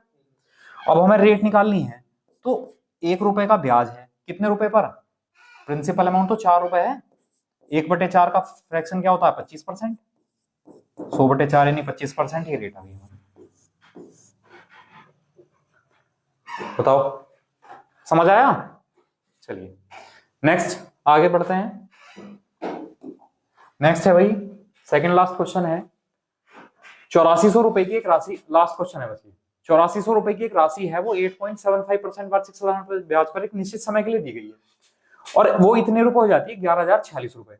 समान ब्याज दर पर व समान समय अवधि के लिए 10,800 रुपए की राशि साधारण ब्याज पर कितनी हो जाएगी? मैं मानता हूं अगर ये मेथड मैं आपको ना बताऊं जो मैं बता रहा हूं, तो मैं मानता हूं कम से कम 2 से 3 मिनट आप खा जाओगे इस क्वेश्चन को करने के लिए। आप चाहो तो अलग में कैलकुलेशन करके देख लेना, स्टॉप वॉच लगा के देख लेना। अब मैं एक तरीका ऐसा बताऊंगा कि आपके होश उड़ जाएंगे और सवाल के भी होश उड़ जाएंगे। क्या है भाई, 8400 रुपए की राशि है, 8400 रुपए की राशि है, और वो कितनी हो गई, 11,046 रुपए हो गई, इतने रुपए हो गए, ठीक है। अच्छा तो यहां से ये तो अमाउंट निकला। अब मैं अगर पूछूं आपसे साधारण ब्याज कितना होगा, क्योंकि साधारण ब्याज ही तो बराबर होता है, मिश्रधन बराबर नहीं होता, तो अगर मैं साधारण ब्याज पूछूं तो कितना हुआ, 46 रुपए तो ये हो गया, और 4 6 और यहाँ 10 में 60 के 2, तो 2646 रुपए का साधारण ब्याज हुआ, ठीक है। फिर उसने कहा कि समान ब्याज दर पर समान समय में, समय भी बराबर है और ब्याज की दर भी सेम है, 10,800 रुपए की राशि कितनी बन जाएगी? अब एक बात बताओ, जब रेट भी सेम है, जब टाइम भी सेम है, तो इसका मतलब अगर मूलधन हमने दुगना कर दिया तो ब्याज भी दुगना हो जाएगा, ठीक है। तो यहां प्रिंसिपल अमाउंट का रेशियो निकाल दो आप, 12 सत्ते 84 और 12 नमा 108। जब यहां पर उसने कहा है कि जो है साधारण ब्याज कितना होगा, तो यहां 7 यूनिट करके ब्याज आएगा भाई। यहां अगर मूलधन 7 रुपए है तो ब्याज इतना है, अगर मूलधन 1 यूनिट होता तो 7 से भाग कर दूं मैं, तो 1 यूनिट होता तो 7 तिया 21, 5 बचा, 7 सत्ते 49, 5 बचा, 7 अट्ठे 56, तो 1 यूनिट आता 378 के। और अगर 9 यूनिट का मान निकालना था तो 9 अट्ठे 72 का 2, लास्ट में 2 है किसी में, 2 में है भाई, 9 अट्ठे 72 का 2, हासिल लगे 7, 9 सत्ते 63 और 7 70 02, 7 9 तिया 27 और 7 34, तो ब्याज कितना आ जाता, 3402 रुपए का ब्याज आ जाता। ऑप्शन नंबर सी हमारा आंसर। जैसा प्रिंसिपल अमाउंट होगा उसी अनुसार हमारा क्या हो जाएगा ब्याज। अगर प्रिंसिपल अमाउंट दुगना होता, 7 से 14 होता, तो 378 का दुगना हो जाता। यहाँ रेशियो 7:9 का है, तो यहाँ भी 7:9 का रेशियो बन जाएगा। बताइए समझ आया? चलिए फिर आज के लिए इतना ही रहने देते हैं। थैंक यू क्लास आज के लिए, और आपने पेशेंस दिखाया, आपने पूरी क्लास ली, बहुत अच्छी बात है। ये आपको बेनिफिट मिलने वाला है। अभी जो एग्जाम होगा 10 दिन बाद, जो एग्जाम है 8-10 दिन बाद, उसमें देखना कितना बेनिफिट मिलेगा आपको, ठीक है। और कल का जो टॉपिक होगा आपका वो होगा कंपाउंड इंटरेस्ट।